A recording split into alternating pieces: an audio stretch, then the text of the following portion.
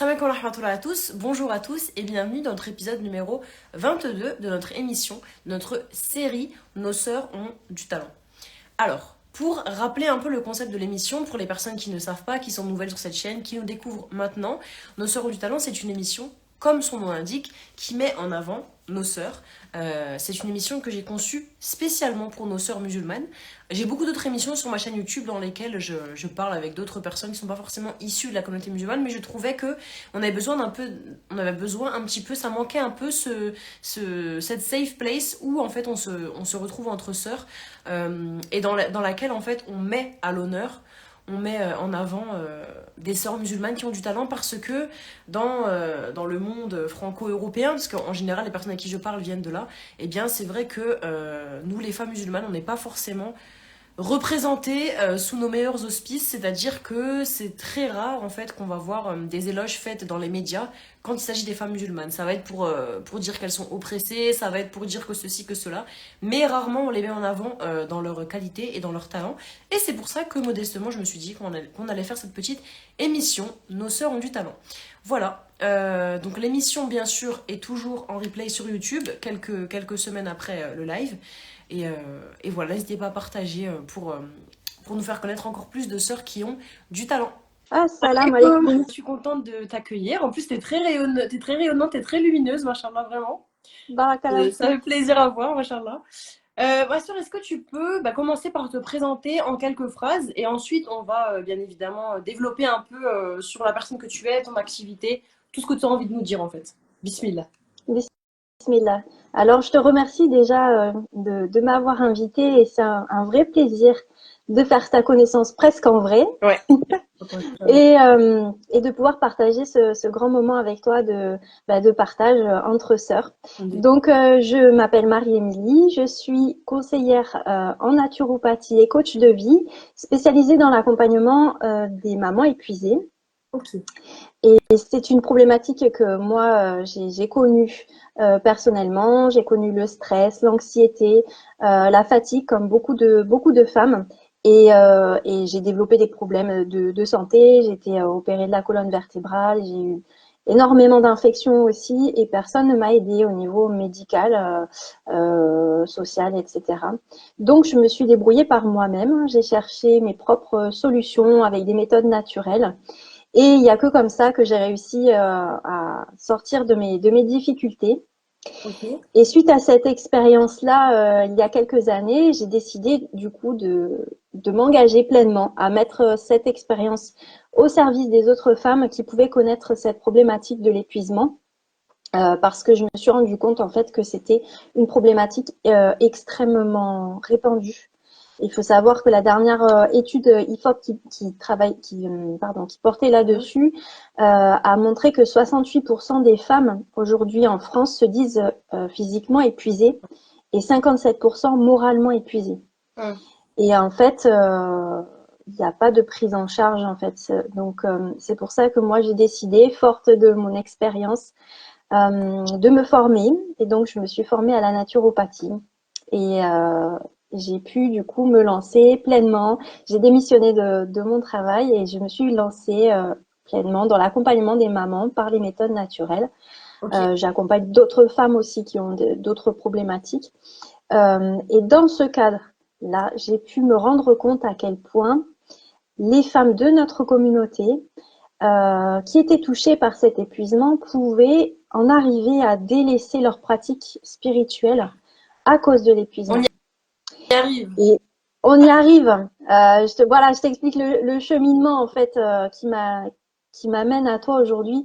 Je me rends compte que 90% de mes clientes délaissent leur prière, ont du mal à jeûner, ne parviennent pas à se lever le matin pour prier. Et alors qu'elles en ont envie. Et là, je me dis, waouh, il y a quand même beaucoup de problèmes là-dessous. Et je cherche des solutions. J'aime beaucoup chercher des solutions. Et c'est de là qu'est venue l'idée de leur faciliter le retour à leur spiritualité parce que c'est une des plus grandes forces que l'on a dans notre communauté, d'avoir cet espoir, d'avoir euh, ces principes d'hygiène de vie, ces valeurs qui nous permettent de nous soutenir au quotidien dans nos difficultés. Et donc, le but de mon action, c'était de leur faciliter les choses à ces femmes qui savaient tout ce qu'il fallait faire, mais qui n'y arrivaient plus. Et avec une culpabilité tellement énorme, parce que ce sont toutes des femmes très pratiquantes, des femmes qui vont être parfois voilées, des femmes qui ont eu des pratiques parfois très rigoureuses par le passé, et qui se retrouvent là avec un poids de se dire mais j'arrive même pas à prier, je sais même pas si je vais reprier un jour, si je vais changer de religion, c'est très grave. Donc j'ai décidé de mettre en œuvre toute ma créativité pour leur faciliter le retour à leur spiritualité, ce qui pourrait être un axe dans leur cheminement à ces femmes qui sont fatiguées, qui sont débordées, qui ont une grosse charge mentale comme nous toutes.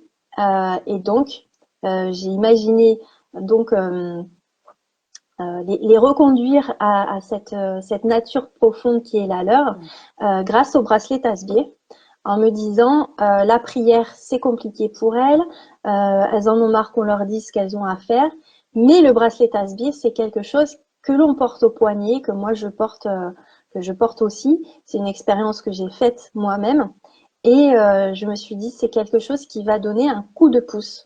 Parce que dans la journée, on a toujours, même si on est débordé, même si on est fatigué, même si on est déconnecté de sa religion, on regarde son poignet 50 fois par jour sans s'en rendre compte. Et moi, tu vois, là, j'ai mon bracelet qui est là, j'en ai un autre de l'autre côté. Et quand je fais la course dans ma journée pour amener les enfants à l'école, pour attendre que mon repas soit en train de cuire, etc.,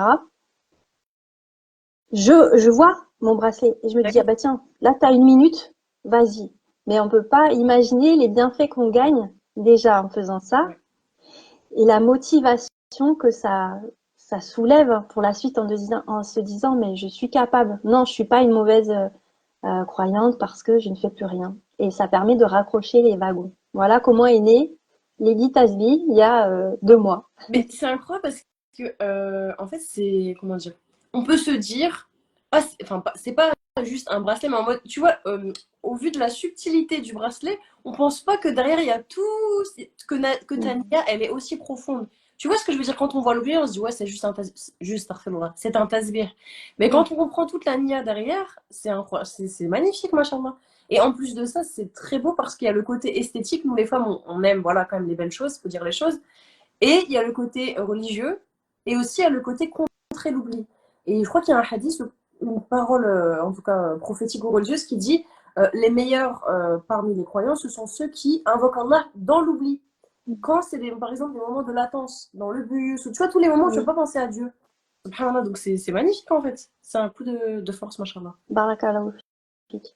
C'est l'idée, si tu veux, c'est de remettre un peu dans le quotidien, de manière informelle, de manière inattendue, ce rappel.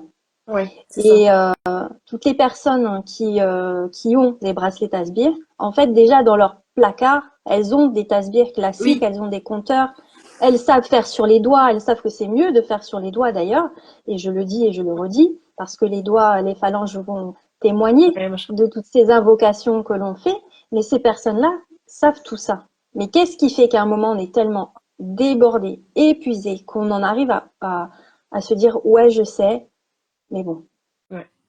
Alors que là, c'est un biais que j'ai trouvé pour faciliter les choses de manière, justement, d'une manière qui change, qui va interpeller. Alors à certaines, ça ne va pas parler et à d'autres, ça va être le déclic, justement. Et comment est-ce que tu es venue à cette activité parce que tu as constaté qu'il y avait un problème aussi au niveau. En fait, la charge mentale, c'est un thème commun, je crois, chez toutes les femmes, malheureusement.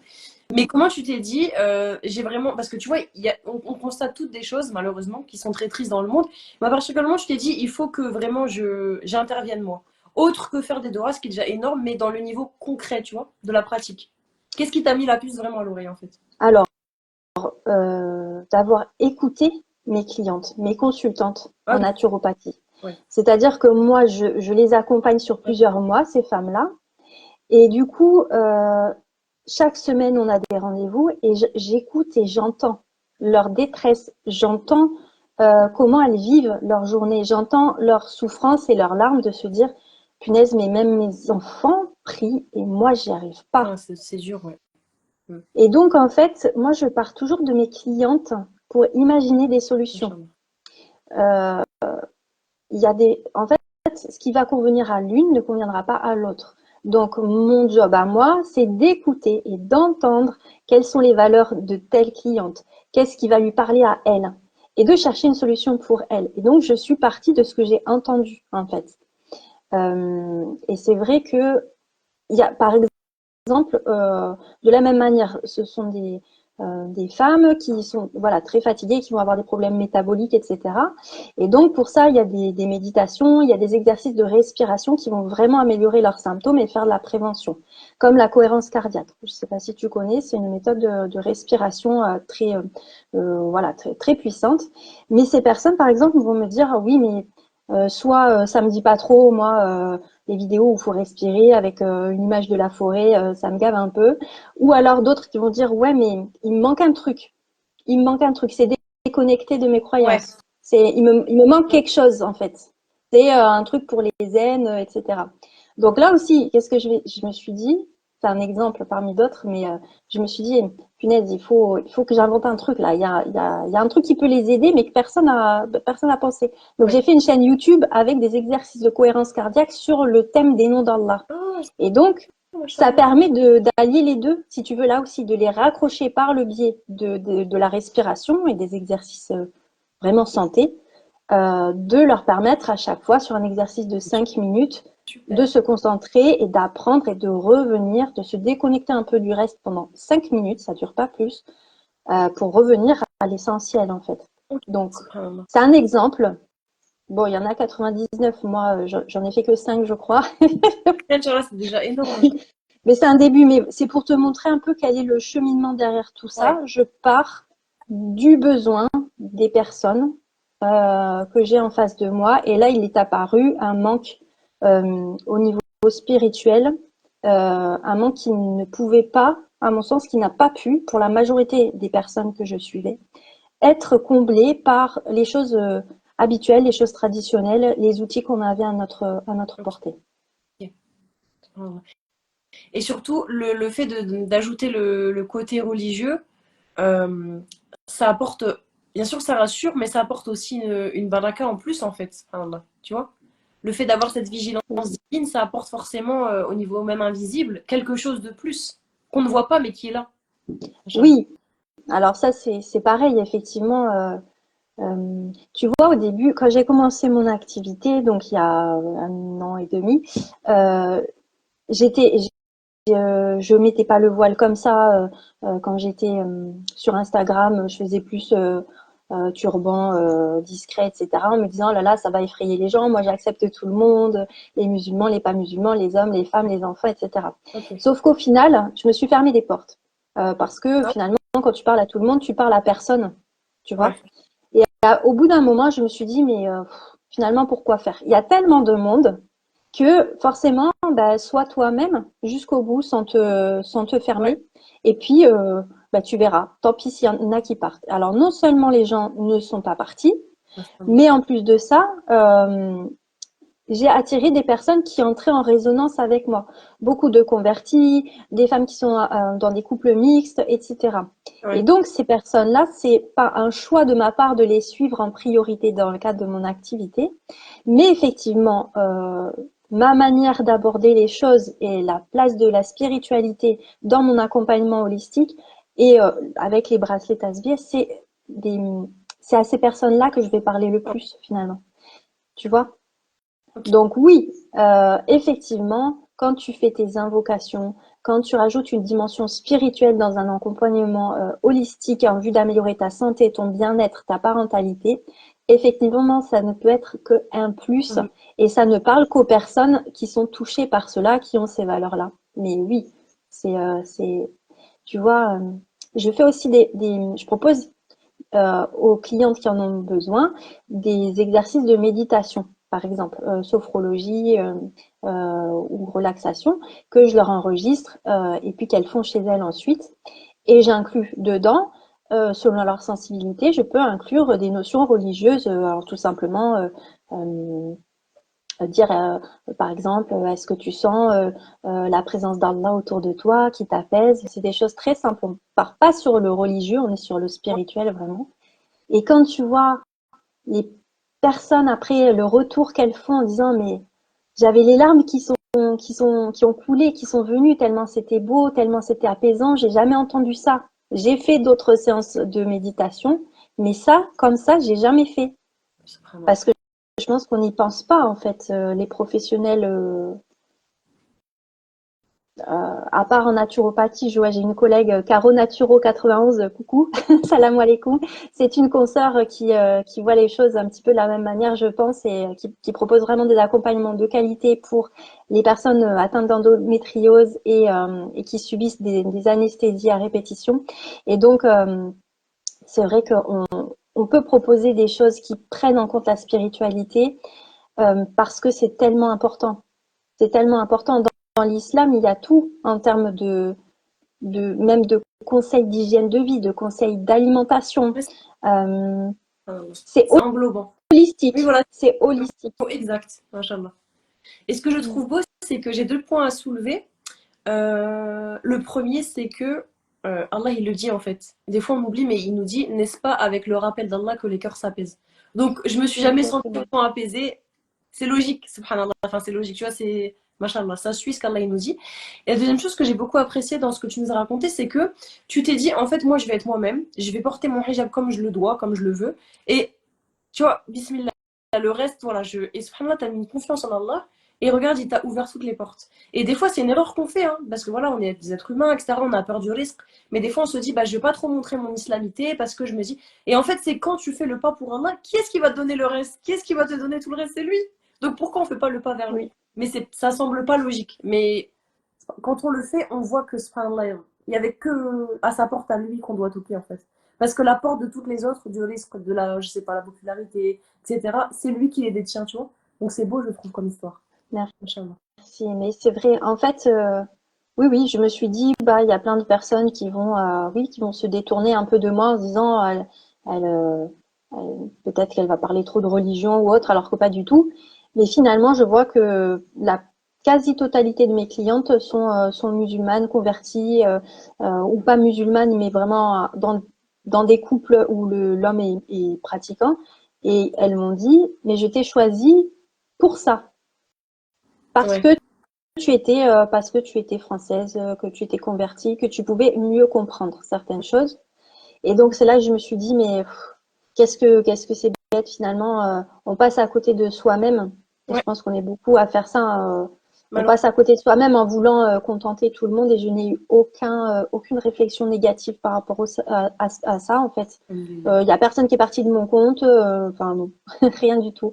Donc vraiment, je pense qu'il faut suivre ses intuitions, suivre ce qu'on a envie de faire.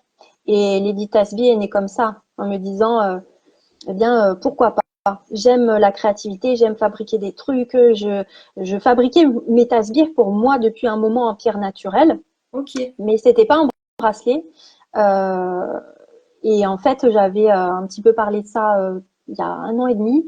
Ça n'avait pas rencontré de succès en fait. Je pense que les musulmans sont très fermés sur tout ce qui est lithothérapie. En tout cas, il y a beaucoup de peur par rapport au Voilà, shirk. c'est ça. Voilà. Donc c'est pas un argument qui peut porter, mais voilà, j'ai cheminé de mon côté depuis et effectivement là j'ai dit bah tu as été au bout de ta réflexion et ça peut peut-être aider plus de personnes de cette manière-là. Mhm. Et je me suis lancée en ayant voilà, en un mois de temps, en un mois de temps. La baraka.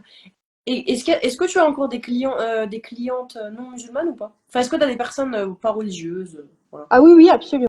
Moi je suis ouverte à tout le monde de toute façon, donc j'accompagne principalement des femmes, mais j'ai accompagné des hommes aussi dans le cadre de ma formation. Et des enfants aussi, les enfants. J'aime beaucoup travailler avec les enfants. J'ai fait les tasbih enfants d'ailleurs, parce ils sont très curieux, les enfants. Ils se ferment beaucoup moins de portes que nous. Et donc, ils sont plus près Ouais. de leur nature, en fait. On peut faire des choses beaucoup plus sympas avec les Mhm. enfants. Donc, moi, j'accueille effectivement tout type de personnes, finalement. Ok. Ça peut paraître un peu évident comme question, mais moi, par exemple, ça fait pas si longtemps que ça que je sais ce que c'est la naturopathie. Est-ce que tu pourrais rappeler ce que c'est pour les personnes qui nous écoutent et qui ne savent pas, s'il te plaît? Oui, tout à fait. La naturopathie, c'est une discipline en France de bien-être. C'est pas un métier de santé.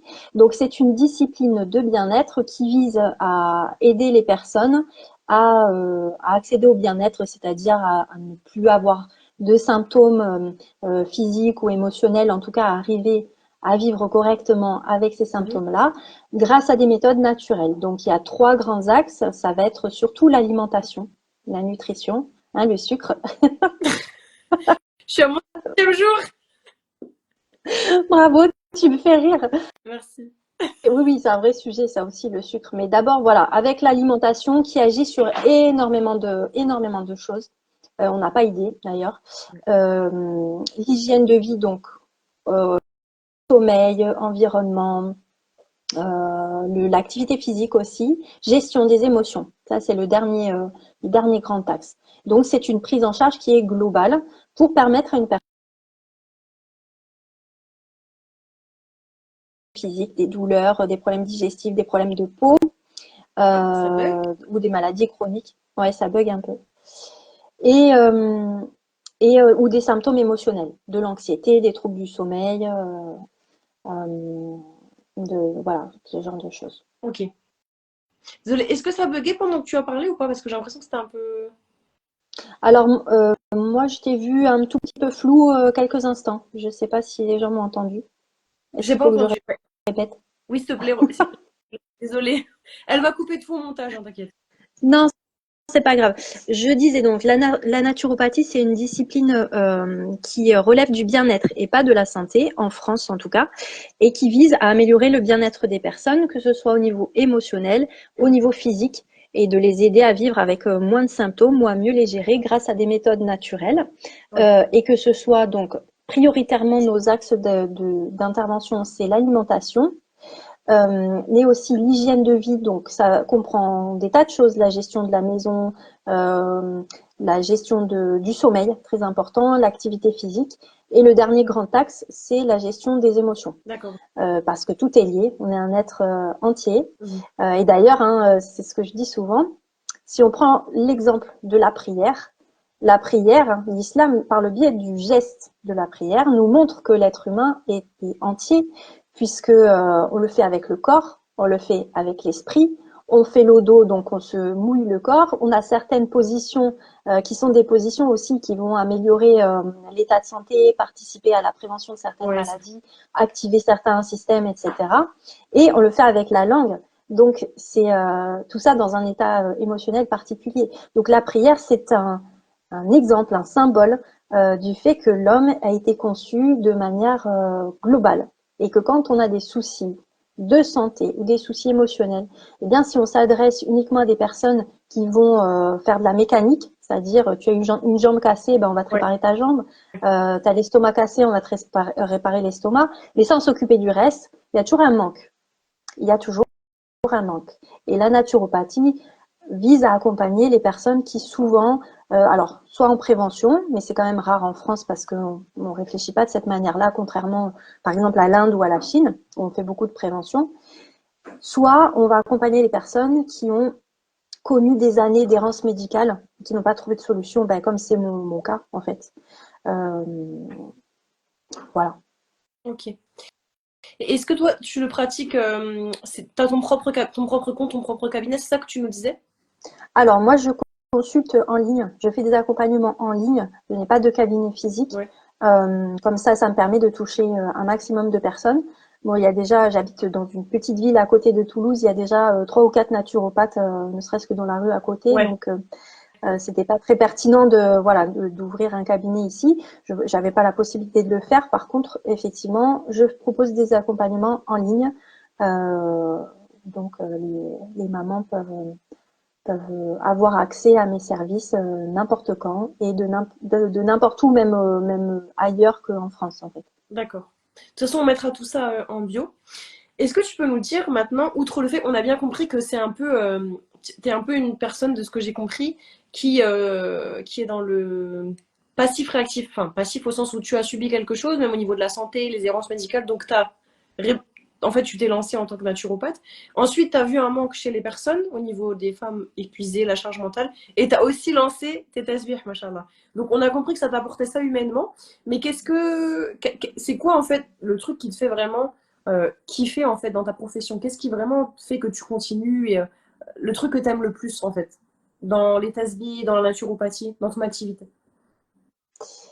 C'est justement chercher la solution à la personne, chercher le truc qui va lui convenir à elle et à personne d'autre.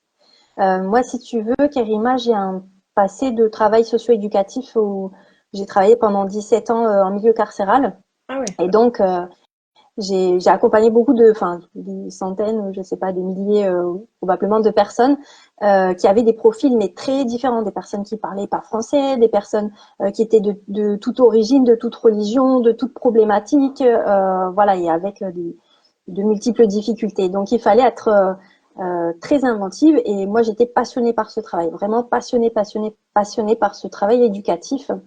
Et voilà. Après, j'ai voulu justement aller plus loin en me disant, bah punaise, des fois, j'aimerais aller plus loin avec les personnes, les aider d'une autre manière. Mais il y Ouais. avait un cadre, le cadre de la justice avec les valeurs qu'on doit porter. Donc là, tu vois, il y avait pas de hijab. Je travaillais en cheveux, en cheveux. J'étais couverte le reste du temps, hein, mais voilà, j'étais en cheveux dans des cabinets, enfin voilà. Dans des bureaux avec des hommes qui étaient des super collègues avec qui je m'entendais bien, mais voilà, ou en entretien à parler avec d'autres hommes et de leur intimité, de choses quand même très profondes. Ouais. Et donc, et je voulais aller plus loin des fois, notamment grâce à la spiritualité, parce qu'il y a tellement de personnes qui auraient besoin, qui exprimaient le besoin d'une aide à ce niveau-là, d'être guidé, d'être rappelé, tout Ouais. simplement. Ah, non, non. Et moi, je ne pouvais pas faire ça. Moi, j'étais voilà, fonctionnaire de justice, cadre de la fonction publique, qui fait des rapports, qui fait des dossiers, qui met des coups de tampon, qui faxe des trucs à des juges, et voilà. Et je me disais, mais mince, quoi, j'aimerais faire mieux. Et donc, je suis partie, donc suite à mes soucis de santé, etc., j'ai voulu voir autre chose et je me suis dit, comment réinjecter cette envie que j'ai d'aider les gens avec mon inventivité, avec cette façon qui me plaît finalement d'aller chercher leur solution, comment faire, mais dans un autre contexte. Mhm. Et c'est comme ça que c'est né. Et donc, à chaque fois, oui, j'invente des nouveaux trucs. Alors bon, il faut peut-être pas non plus que je m'éparpille, mais en fait, si tu veux, il y a une ligne directrice là-devant. La ligne directrice, c'est d'aider finalement les femmes, puisque je me suis restreinte aux femmes et aux enfants aujourd'hui, mais d'aider mes sœurs à traverser cette vie avec réussite, Mhm. en étant en bonne santé, en étant en capacité de gérer leur quotidien, leur parentalité et de préparer leur après-vie, tu vois. Ouais, bah oui. C'est ça ma ligne conductrice, si tu veux, dans les deux activités, Lady Tasbir qui est venue se greffer parce que c'était une modalité au service des femmes. Je le vois comme une modalité au service de la communauté, tout simplement. Ok. C'est ça Mais donc, ma ligne directrice. donc c'est la ligne directrice, mais ça reste au niveau. Ce que tu nous as dit, qu'on sait bien que l'être humain, machin, il a été créé de façon holistique, comme tu l'as bien dit, on est un tout. Mais du coup, puisque tu es naturopathe de formation, est-ce qu'il y a des choses auxquelles tu aimerais toucher, mais que tu peux pas toucher? Je sais pas si tu vois ce que je veux dire. En fait, mais je pense que dans mon esprit, peut-être que j'ai pas une bonne définition, mais j'ai l'impression que la naturopathie, c'est très. C'est trop caricature, c'est trop cliché ce que je veux dire. J'ai l'impression que c'est très genre Vas-y. les plantes, les trucs bio. C'est pas ça, peut-être, non? En fait, si tu veux, chacune a sa sensibilité. Donc, il va y avoir des naturopathes qui vont être très caricaturales parce qu'elles sont dans des habitudes de vie, euh, des courants de pensée aussi spécifiques. Donc, il y en a qui vont être dans le jeûne, il y en a d'autres qui vont être dans telle ou telle pratique. En réalité, il faut quand même garder à l'esprit que c'est une profession qui répond à un certain nombre de critères. Donc, c'est pas une profession qui dispose d'un diplôme national en France aujourd'hui. Ouais. Ça veut dire qu'il faut se former dans les écoles privées. Mais une fois qu'on est formé dans les écoles privées, alors déjà, il faut choisir son école. Alors, machallah, j'ai une super école qui s'appelle ADNR Formation et qui est une école extrêmement stricte sur justement les modalités d'exercice, etc. Et ce sur quoi on doit faire attention. Et on est soumis à la loi après, tu vois. Donc, il faut quand même garder une grande intégrité. Il y a un code de déontologie, il y a tout un tas de choses qu'il faut respecter. Et donc, en fait, si tu veux, moi, je m'adapte. Si tu veux, moi, je suis très ouverte à tout un tas de pratiques. J'ai un catalogue de pratiques, si tu veux, d'outils, pardon. Oui, d'outils. Moi, je travaille avec la phytothérapie, donc c'est les plantes. L'aromathérapie, c'est les huiles essentielles. Beaucoup avec l'apithérapie. Beaucoup, beaucoup. Donc, les produits de la ruche. Voilà, les élixirs floraux, la micronutrition, évidemment. Je crois que j'en oublie, puis la sophrologie, la méditation. Là, je suis praticienne en réflexologie aussi, donc j'utilise la réflexologie pour les personnes que je peux voir physiquement, voilà, en allant chez elles, etc. Mais il y a quand même un cadre très précis, on ne peut pas imposer certaines pratiques et en tout état de cause, il faut que les pratiques soient adaptées aux contre-indications et aux indications et à la sensibilité de la personne en face. Donc, pour ma part, si tu veux, je mange de la viande, je ne me nourris pas de graines, mes enfants sont addicts au McDo. J'essaie d'éviter pour des raisons éthiques, là, depuis un an, on se débrouille pour commander ailleurs. Mais voilà, c'est très variable selon la personne. Ouais, il n'y a pas de cliché de ouais, c'est vrai, ok. Mais en fait, tu vois, c'est tellement. Je pense que par rapport au lobby pharmaceutique et tout, c'est pas trop aimé la naturopathie. Donc en fait, on en sait très pas du tout. Ouais, à part si on va chercher l'info, mais de nous-mêmes à la télé, est-ce que tu vas parler de ça? Ou même dans le, tu vois, on n'en va pas parler. Ben, c'est-à-dire que non, c'est pas du tout un métier qui est connu déjà et qui bénéficie d'une bonne presse en plus en France. Ailleurs, les conseillers en naturopathie, les naturopathes, voilà, ces personnes-là sont considérées vraiment comme des professionnels à part entière. En France, c'est un peu voilà, des escrocs, des charlatans, des bobos véganes. Et il y a des dérives, effectivement, il y a des dérives, mais il n'y a pas non plus intérêt à nous faire trop connaître. Parce que comme tu le dis, alors sans rentrer dans des positions politiques voilà, qui me dépassent, mais j'ai une collègue, par exemple, je te donne l'exemple pour le sucre. J'ai une collègue qui est spécialisée dans l'accompagnement du TDAH chez les enfants et qui insiste lourdement sur l'utilité de faire attention à la nutrition des enfants pour ne pas aggraver les symptômes. Et cette collègue qui n'a pas sa langue dans sa poche, quand elle a été faire un tour, faire des voilà, que ce soit sur Facebook ou Instagram, et quand elle fait des publications qui disent attention au sucre, elle se fait démolir. Mais elle se fait vraiment, vraiment démolir. Ou quand elle dit attention aux médicaments, attention à la médication. Alors, on rappelle que les médecins sont seuls susceptibles de prescrire et que nous, on n'a pas du tout à critiquer ou à contester un traitement médical. Hein. Mais ce que la collègue disait, c'est attention, il y a peut-être d'autres choses à faire en plus sur l'hygiène de vie des enfants. Et à ce moment-là, elle a eu des réactions extrêmement virulentes, elle s'est fait bannir, etc., alors qu'elle était très correcte. Et en fait, en enquêtant un petit peu, elle s'est rendue compte que ces groupes, c'était des groupes, en l'occurrence des groupes Facebook de soi-disant parents d'enfants TDAH. Et elle s'est rendue compte qu'en fait, c'était tenu par des propriétaires des sources pharmaceutiques, en fait, des médicaments en question, qui se faisaient passer pour des parents. Bref, c'est tout un truc, tu vois. Et pareil pour le sucre, c'est exactement pareil. Nous, on le voit, hein, dès qu'on commence à... Sur mon compte de naturopathie, j'ai fait un jour un post pour parler des céréales bonbons, tu sais, les chocs à pic et tout ça, là. Je crois que j'ai déclenché une guerre. J'ai jamais eu autant de réactions que sur les céréales du petit-déj en disant juste ouais, c'est pas terrible quoi, vaut mieux donner autre chose. Mais vraiment en plus moi je fais toujours dans l'humour quoi. J'aime pas rentrer dedans et tout ça, je suis un peu provoque mais c'est toujours rigolo. Et mais je me suis faite je me suis faite mordre, touchez pas aux céréales et pareil non mais c'est ça et pareil pareil pour, je sais plus ce que j'avais fait. Ah oui, les yaourts à la fraise. Alors, j'ai fait un réel sur les yaourts à la fraise pour dire aux parents ce qu'il y avait dans les yaourts à la fraise de leur enfant. Et c'était rigolo en plus. C'était vraiment pour rire, pour dire, bon, lisez les étiquettes et puis peut-être que vous ferez un peu autrement. Ouais. Le réel, il a fait 800 000 vues. Alors que les autres, ils en font 200, tu sais. Ouais. Et parce que tu touches au sucre.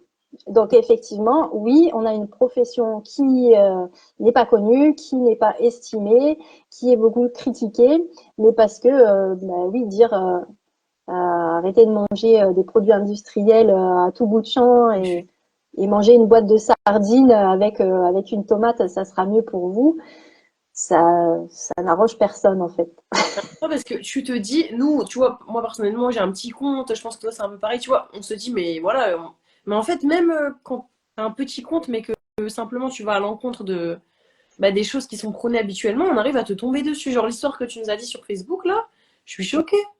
Et il y a des... Ah oui, oui, oui. Mais c'est incroyable. Mais c'est parce Oui, que oui, c'est mais là, comme... c'est des choses qui sont organisées pour le coup. Subhanallah, ouais. Mais c'est parce que ça touche à l'argent, en fait, évidemment. Évidemment que si on Ah arrête oui, d'acheter des chocs à pic et des... ça va arranger personne, tu vois.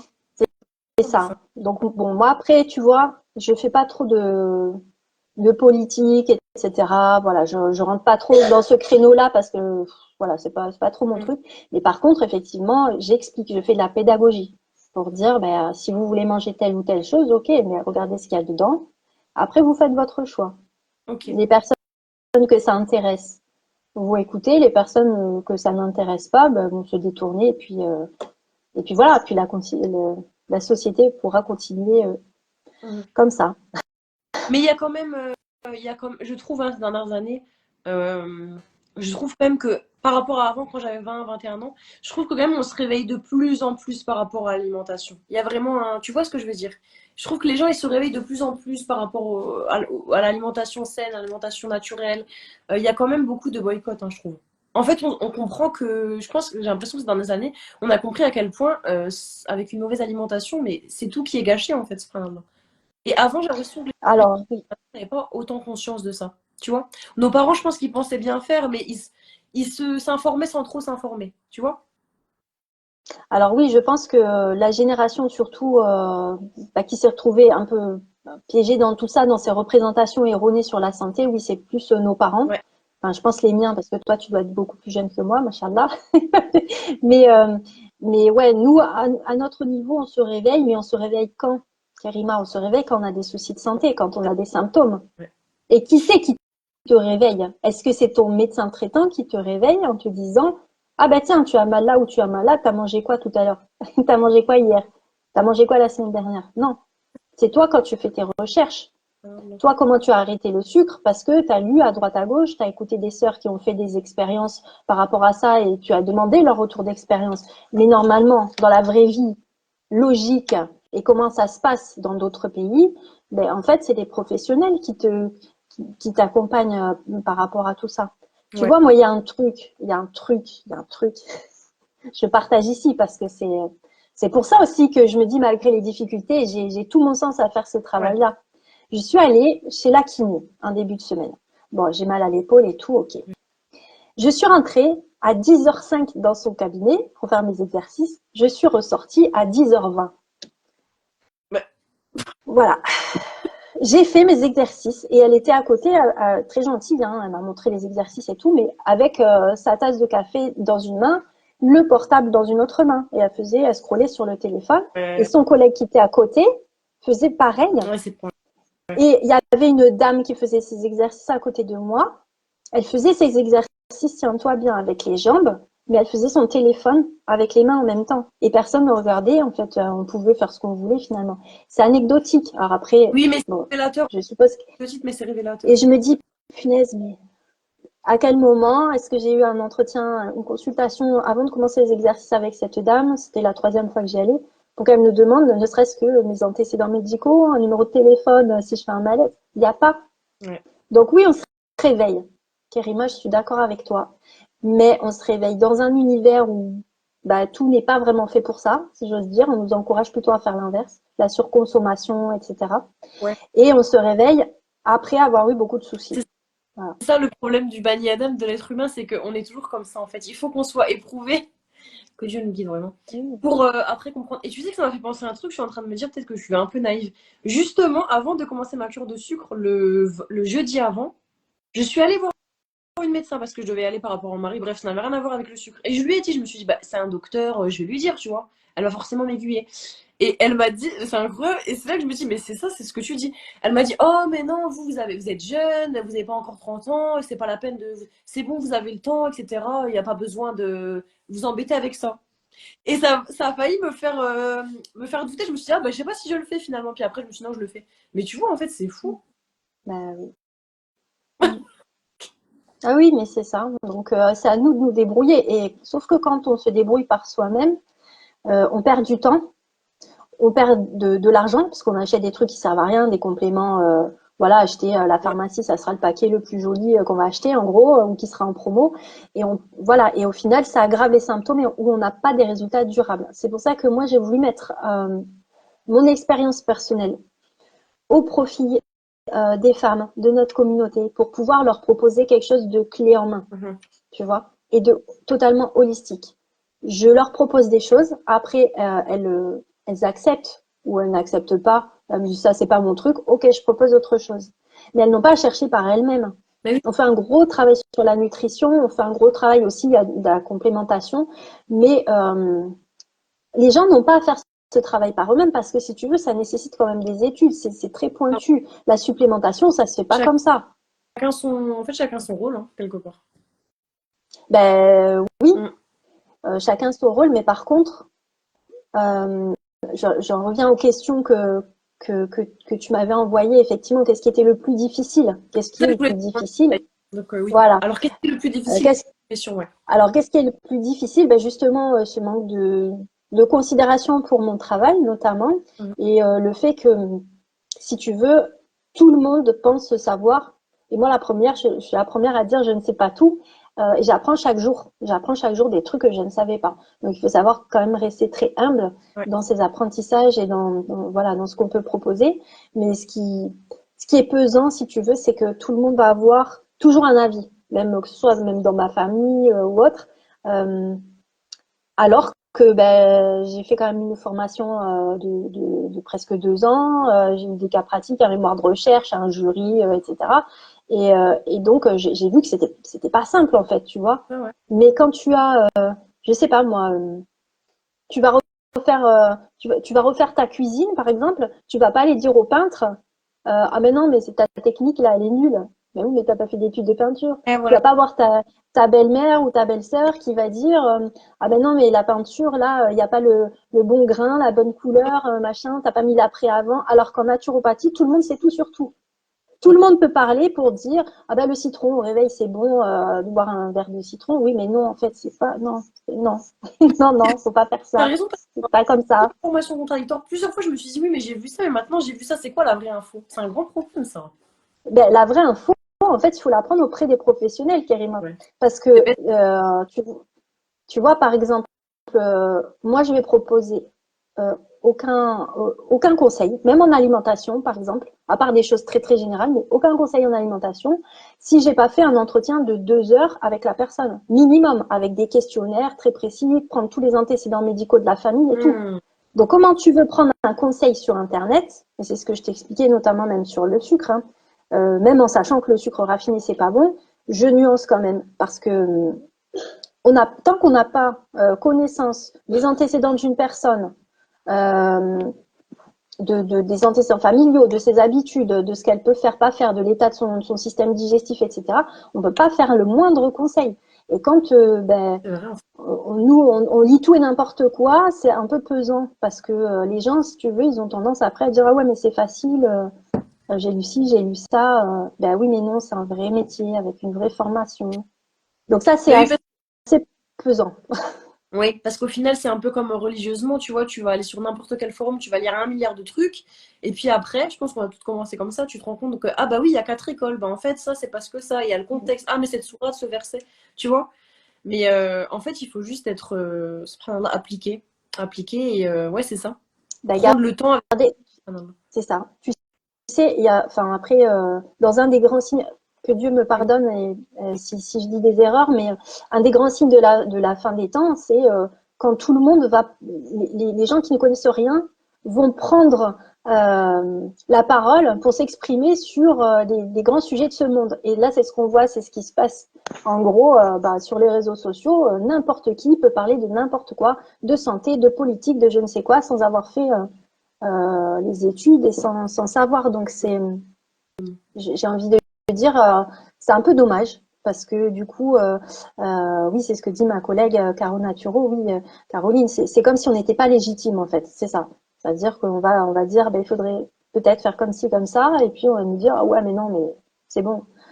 Ok, ben, ok. Donc ça, c'est un côté un peu lourd, je trouve, parce que c'est fatigant. Déjà, c'est fatigant de trouver concrètement des consultantes, surtout en n'ayant pas de cabinet, passer par les réseaux pour toucher les personnes, alors qu'il y a un vrai besoin. Déjà, ça, c'est assez usant, pour moi en tout cas. Et quand en plus, ben, effectivement, on s'aperçoit que quand on dit quelque chose, tout peut être remis en question. Alors moi, j'accepte hein, leur remise en question, mais voilà, tu es médecin nutritionniste, tu m'envoies un message en me disant hey, ton poste là, il est tout pourri parce que tu n'as pas pris en compte tel ou tel ou tel truc. Je vais dire ah pardon. Oh oui, ok, merci beaucoup. Mais après, des fois, c'est pas très productif ce qu'on reçoit et je trouve ça dommage parce que ça freine et puis ça décourage aussi. On se fatigue à donner des informations, à faire du contenu gratuit pour informer les personnes. C'est pas que de la pub, c'est vraiment l'envie de sensibiliser, une envie d'éduquer, une envie de sensibiliser sur des problématiques. Et c'est très fatigant déjà pour moi parce que les réseaux à la base c'est pas mon truc. Donc ça prend beaucoup d'heures dans la journée. Ouais, c'est clair. Et au final, voilà, si le contenu de ce qu'on fait ben, n'est pas pris au sérieux parce que, même si sur le fond c'est discutable, hein, tout ce que je dis est discutable et perfectible évidemment, mais c'est décourageant de voir que derrière, ben, en faisant des vidéos de chats, ça marcherait beaucoup mieux C'est fou. et on serait plus pris au sérieux, quoi. C'est fou. Subhanallah. Mais Inch'Allah, c'est pas grave, parce qu'au moins on sait que notre nia, elle est orientée pour quelque chose.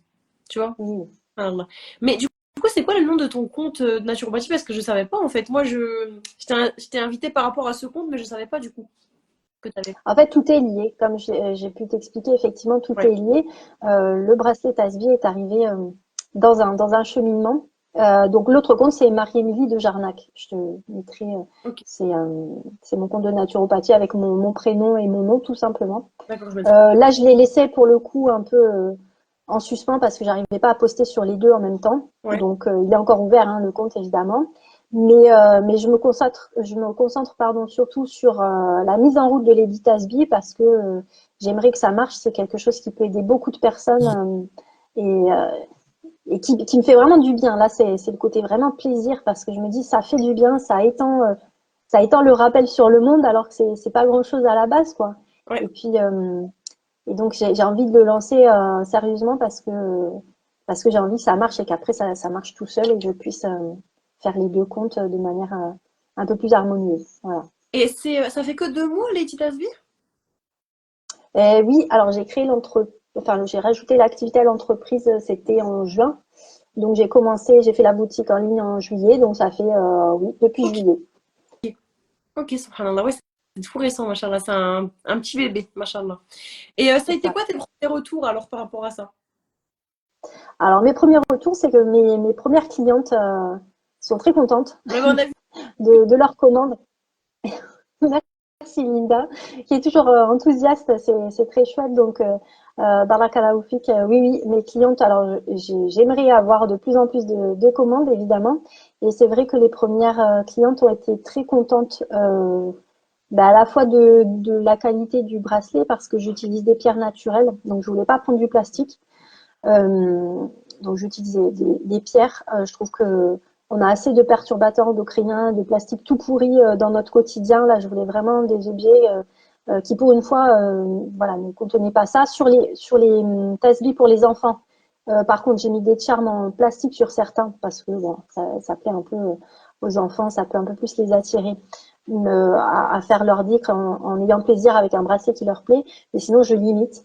Alors ça leur a plu parce que c'était plus joli que les autres bracelets Tasbih qu'elles ont pu voir qui étaient tout plastique.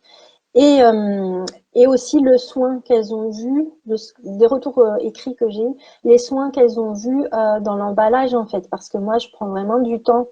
Je mets un joli carton, je mets du parfum, je mets un ruban assorti. Dans les trucs. Voilà, après tout est perfectible et puis c'est le début. Donc si vous avez des remarques, n'hésitez pas pour que je m'améliore.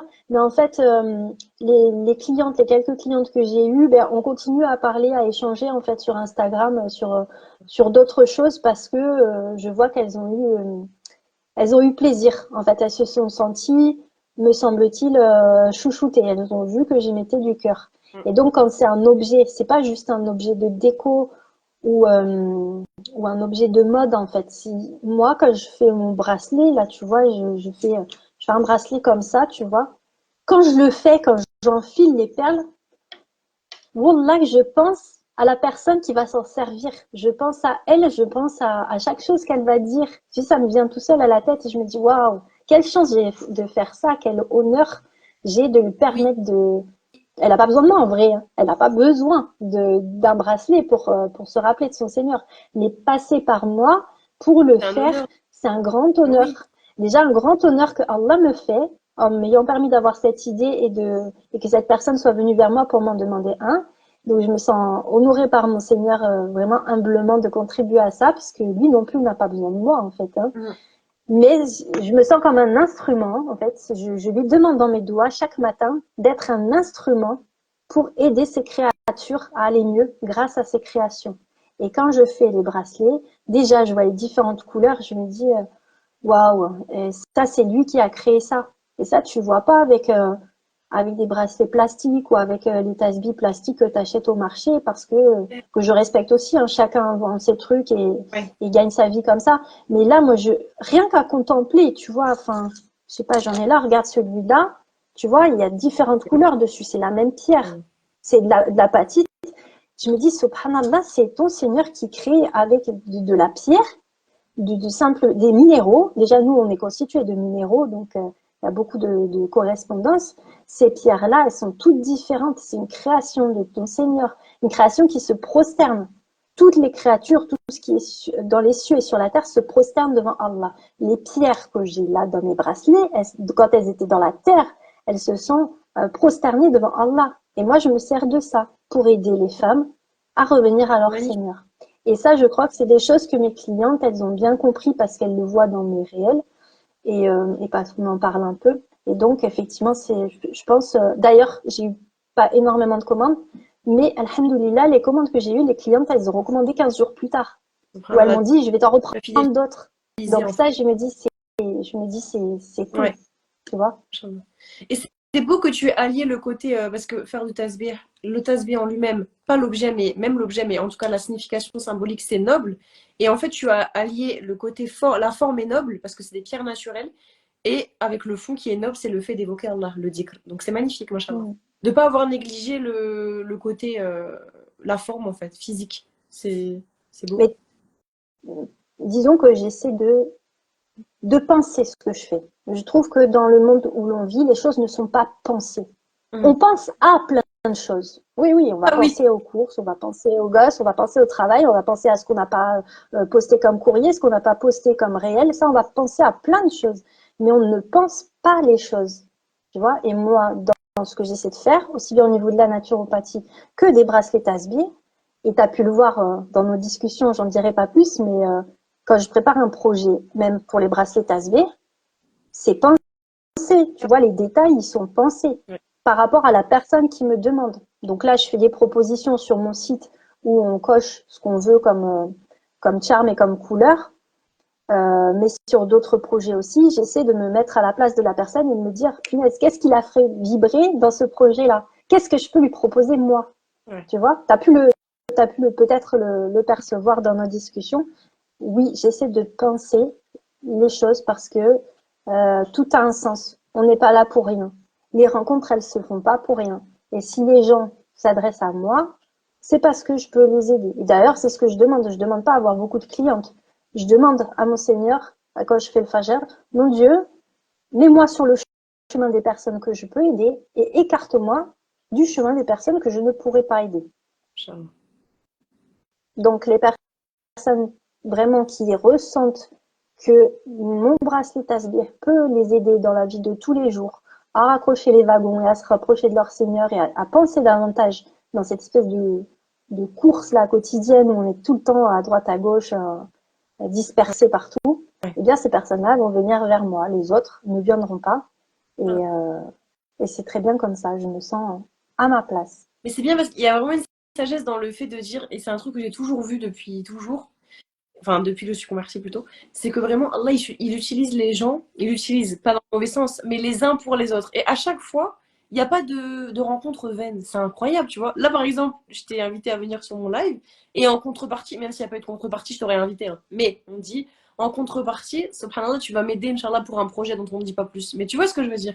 Il n'y a pas de hasard, il y a pas de... Et t'as vraiment bien dit, on est tout le temps à notre place. C'est incroyable. Mm. On est à la place parfaite. Exactement. Exactement. Est-ce que, ma soeur, tu aurais des conseils, parce que le live touche à sa fin, c'était très intéressant. Est-ce que tu aurais des conseils à donner aux personnes qui aimeraient soit par exemple faire de la naturopathie, ou soit se lancer par exemple dans de la création, voilà, qui a envie de, elle aussi, comme tu l'as bien dit, machin, dans tes doigts, d'aider quelqu'un. Un conseil vraiment général, parce que ça peut être dans beaucoup de domaines, mais qu'est-ce que tu conseillerais? Alors, je leur conseillerais de s'écouter, tout simplement. Comme je disais tout à l'heure, ben, effectivement, de ne pas... alors, deux gros conseils. Ouais. Trois conseils Okay. rapides.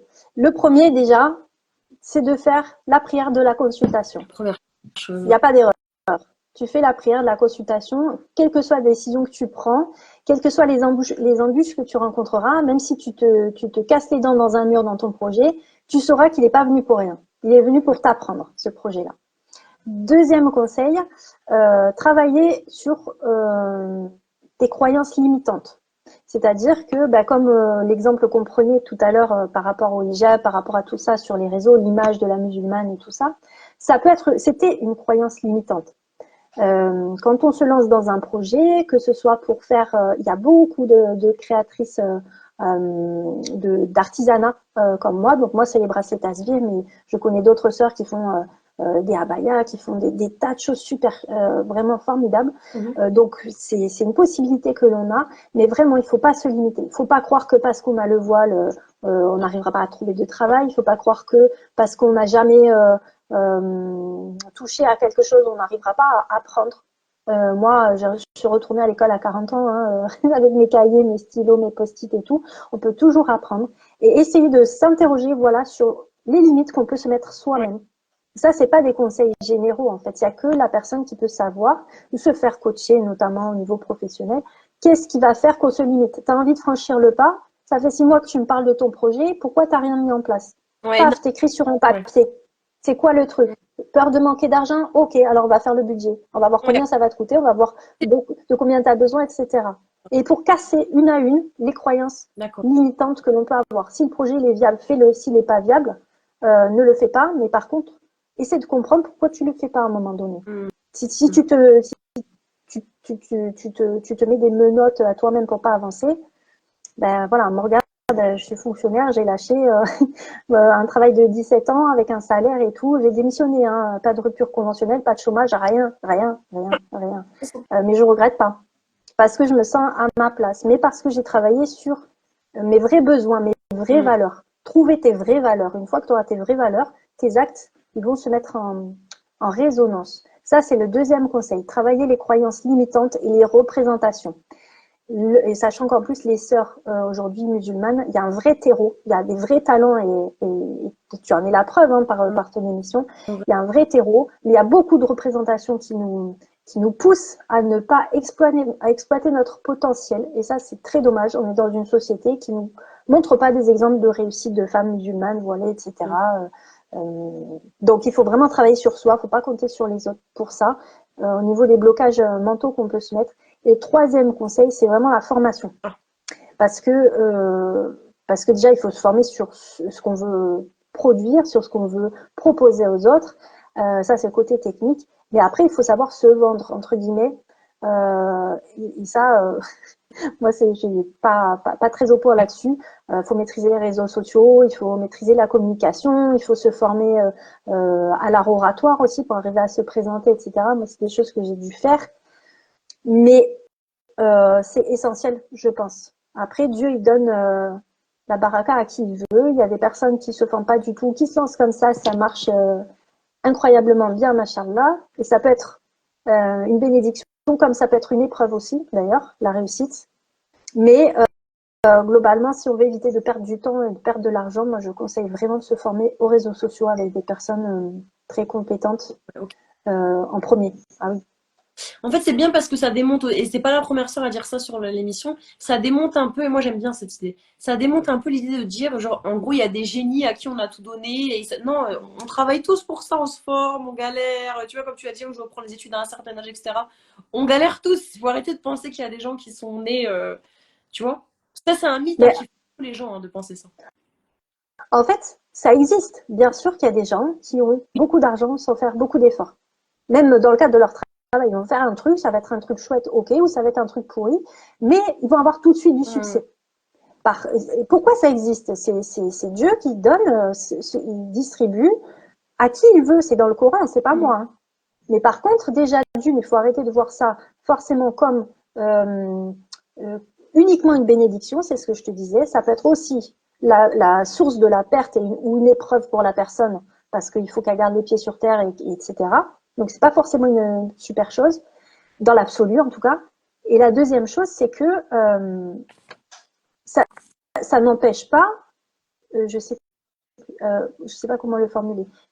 Ça peut arriver, oui, mais en même temps, il faut pas se dire que pour autant, ça ne nous arrivera pas. Là, j'en reviens aux croyances limitantes.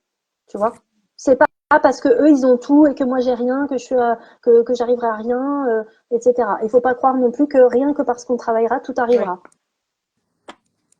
Tu vois, c'est un tout.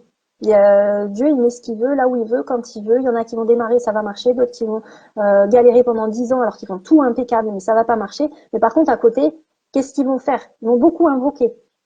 J'ai jamais autant invoqué que depuis que je suis entrepreneuse.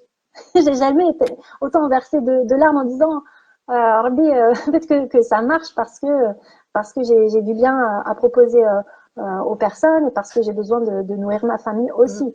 Donc, tu vois, le fait que la difficulté elle soit là, c'est aussi une réussite peut-être à l'échelle de ma vie. Donc là aussi, c'est une question de représentation, je trouve. La majorité des choses, en vérité, hein, il y a beaucoup d'obstacles qui viennent de nous-mêmes quand tu regardes dans la vie, tu vois. On s'empêche beaucoup d'agir pour des choses qu'on croit.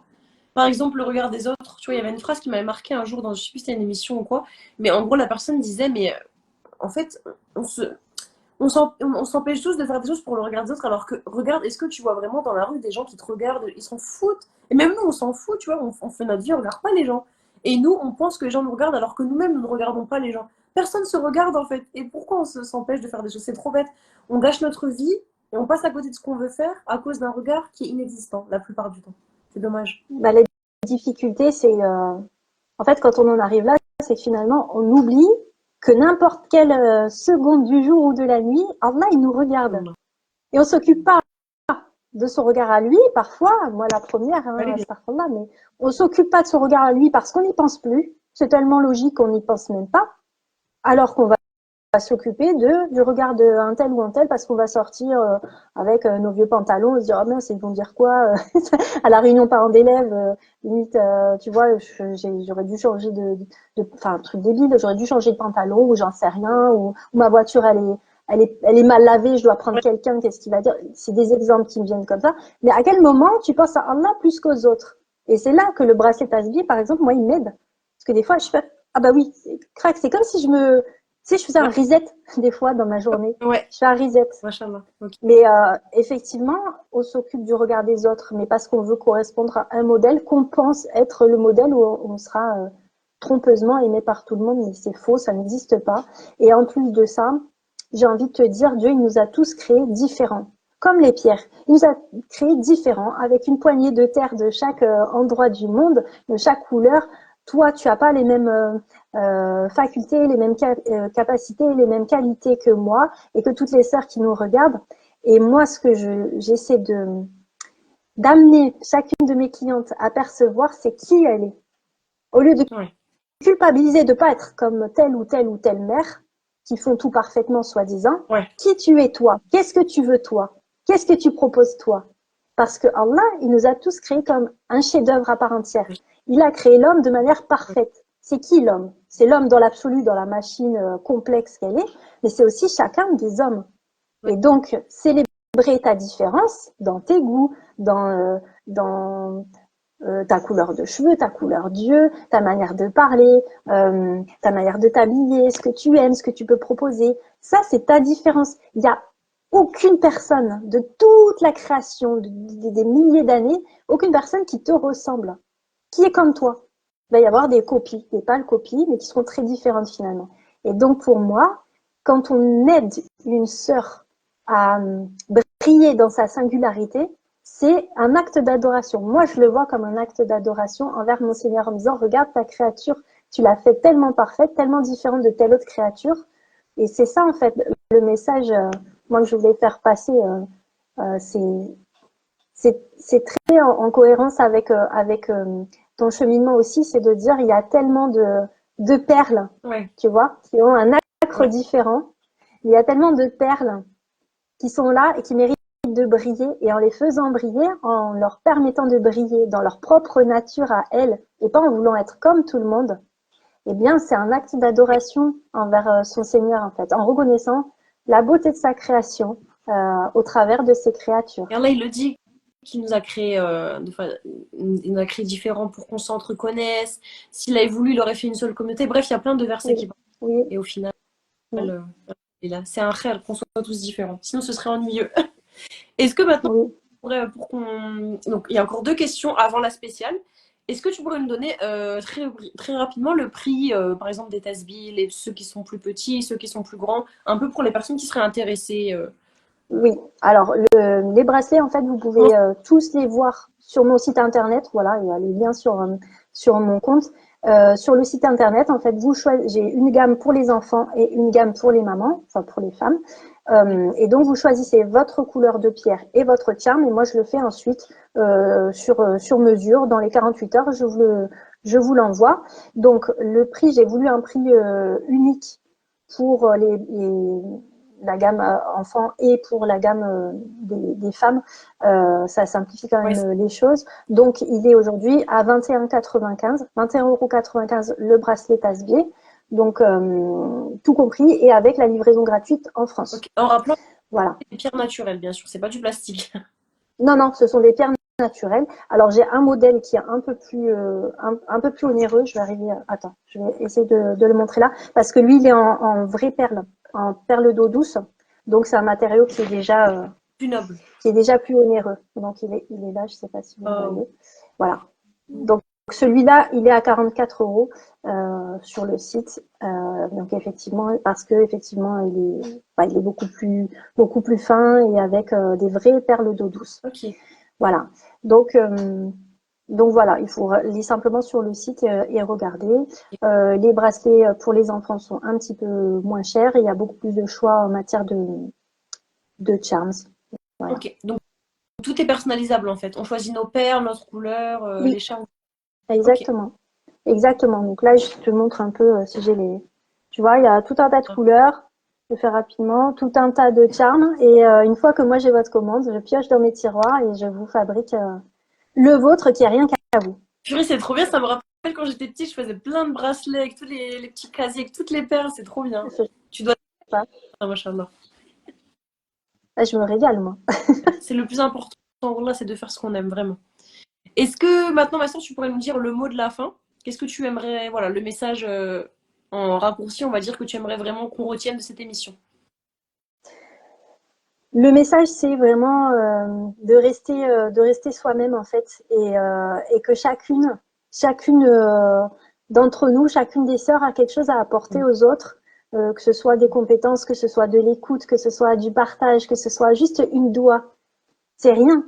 C'est juste qu'est-ce que tu aimerais? Eh bien, moi, je fais la demande pour toi, Allah. C'est une doua, c'est rien, mais n'importe qui peut la faire et peut la proposer aux autres sœurs. Et donc, le message que j'ai envie de passer, c'est aidons-nous déjà, toutes entre nous, comme toi tu le fais. Et machallah, je suis très reconnaissante envers toi de m'avoir invitée. Et je te souhaite vraiment beaucoup de baraka dans tes projets parce que tu prends du temps, tu prends énormément de temps pour donner du soutien. Mais je sais le travail que ça demande et je fais pas ce que tu fais toi encore. Mais machallah, tu prends beaucoup sur toi. Merci beaucoup, ma soeur. Donc, le message que j'ai envie de faire passer, c'est aidons-nous toutes ensemble parce que individuellement, on est toutes des perles. Alors, des perles de tasbih, des perles de nacre. On en revient au symbole, c'est la féminité, c'est la rondeur, c'est la douceur, c'est les choses qui sont fabriquées à partir d'un grain de sable. C'est quelque chose qui est magnifique, qui est doux, qui est apaisant. C'est des choses qui... La perle, elle est présente dans le Coran. C'est pas rien. Donc, on est toutes des perles dans tous les symboles qu'on peut le prendre. Et moi, je vis des grands moments sur Instagram aussi, même si les réseaux, à la base, c'était pas mon truc, mais avec des moments de partage et de rencontres, des très belles rencontres. Donc, gardons ce bel esprit, en fait, parce que c'est un moyen, c'est un outil pour pouvoir resserrer les mailles de notre communauté et faire le bien, en fait. Inch'Allah. La métaphore filée jusqu'à la fin, resserrer les mailles par rapport. Oui. Vraiment. Inch'Allah, tu vas épater. Alhamdoulilah. Maintenant, du coup, on va passer, pour ceux qui savent pas, on va passer à la spéciale Nos Sœurs ont du talent. Donc, c'est une question un peu spéciale. Parce que voilà, comme j'expliquais, sans être trop longue, le principe de cette émission, c'est de donner de la force à nos sœurs qui ont du talent, vous l'avez compris. Et quoi de mieux, en fait, comme l'a dit la sœur, de faire des doigts, bien sûr, mais aussi, pourquoi pas, de partager en story, de partager sur l'émission un nom, le nom du compte d'une sœur musulmane qu'on apprécie, qui fait quelque chose qui nous parle, pour, par la suite, on ne sait pas, la chaîne, encore une fois, c'est Allah qui décide des maillons suivants. Pourquoi pas, elle pourra venir ici, pourquoi pas vous allez partager son compte et au final, quelqu'un va tomber dessus et au final, ça va être un match. Et on sait jamais en fait. Allah, il peut faire du khair avec une graine de sable, un grain, subhanallah. Donc, dis-nous qui est-ce que tu as choisi, qui est-ce que tu aimerais mettre en avant aujourd'hui à travers cette émission. Et bien sûr, on s'engage à lui faire de la publicité et pourquoi pas l'inviter sur l'émission, Inch'Allah. Alors, moi, j'aimerais donner de la force au compte d'une sœur. Son compte, il s'appelle @eltika, ELTIQUA, Eltika. Voilà. Et donc, c'est une sœur, en fait, qui travaille avec son mari et qui propose de l'huile de nigel. Donc, qui est une huile qui est très utilisée en médecine prophétique, qui a énormément de bienfaits voilà, qui est antioxydante, anti-inflammatoire, etc. Et oui, voilà, tu l'as mis, merci. Et donc, c'est une huile qui... il y a un hadith qui parle de l'huile de nigel, hein, qui dit c'est le remède contre tous les maux, à part la mort, donc c'est pas pour rien quand même. Et je pense que cette sœur mérite justement d'avoir un coup de pouce parce qu'elle est très engagée à proposer un produit de qualité avec des graines qui viennent d'Éthiopie et que quand on est artisan, aller chercher des produits comme ça de qualité, c'est un vrai engagement, un vrai risque. Et elle met beaucoup de cœur. Elle a un compte qui a des photos magnifiques. Et je pense que moi, déjà, de par mon activité professionnelle, je pense que c'est un très bon remède, un très bon outil à utiliser, qui n'est pas très connu et qu'il vaut mieux l'acheter chez une sœur qui propose de la qualité et la soutenir également dans son travail, et un travail qu'elle fait en famille en plus, machallah, que de l'acheter, que d'acheter un truc frelaté ou produit dans des conditions pas du tout éthiques. Voilà. D'accord, très bien. Eltika, du coup, on va la mentionner. Lorsqu'on aura fini ce live, on s'engage, si tu veux aussi, ce serait bien, à lui faire un peu de publicité en story. Voilà, à la mentionner. Et si tu veux lui parler de l'émission pour qu'elle vienne, ce serait vraiment avec grand plaisir. Pour qu'on puisse un peu maintenir cette chaîne de sororité entre nous. Parce qu'encore une fois, les réseaux sociaux, c'est quand même un monde particulier. Si on peut se soutenir, c'est peut-être un petit moyen, c'est peut-être pas grand-chose, mais au moins on fait le sabab et puis, Inch'Allah, faire. Le reste, il appartient à Dieu, de toute façon. Inch'Allah. Inch'Allah. Ben, écoute, j'en avais parlé ce matin, elle avait l'air très enthousiaste, donc ça promet de bons moments encore. Tu vois, la chaîne, elle va continuer, Déjà, longtemps, je pense. Inch'Allah. épisode, subhanallah. Ça fait vraiment plaisir. Alhamdoulilah. Donc, sur ces belles paroles, je te remercie, ma soeur, d'être venue pour l'épisode numéro 22. Et puis, aux personnes qui ont regardé, un grand merci. Et on se revoit d'ici à quelques jours. L'émission sera postée. Je vous souhaite une très bonne fin de journée. On se dit au mois prochain pour l'épisode 23 de Nos Sœurs du Talent. Salam alaikum. Inch'Allah. Salam alaikum.